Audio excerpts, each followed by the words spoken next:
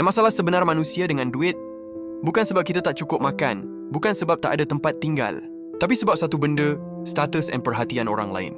Kita nak nampak berjaya, nak dihormati. Itu normal sebab dalam evolusi manusia, status dulu bermaksud makanan, pasangan, perlindungan. Sebab tu sampai hari ini, orang kaya pun masih nak lebih. Bukan sebab perlu, tapi sebab status. Tapi hakikatnya, kebebasan sebenar datang bila kita hidup ikut cara kita sendiri, bukan expectation orang. Warren Buffett nilai aset $100 billion, tapi dia masih duduk rumah lama, main bridge dengan kawan lama. Kenapa? Sebab dia tahu sampai satu tahap duit tambahan tak tambah bahagia. Jadi apa kita kena buat dalam dunia penuh risiko ni? Nombor 1, simpan duit dan ada plan kecemasan. COVID buktikan banyak bisnes lingkup sebab cash cuma tahan 14 hari. Nombor 2, jangan terlalu bergantung pada hutang. Dunia rapuh, kejutan boleh datang bila-bila. Nombor 3, dan paling penting, urus gaya hidup.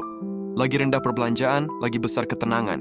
Ingat, kebebasan kewangan bukan berapa banyak kita ada, tapi berapa sedikit yang kita perlukan untuk rasa tenang. Itulah kaya yang sebenar.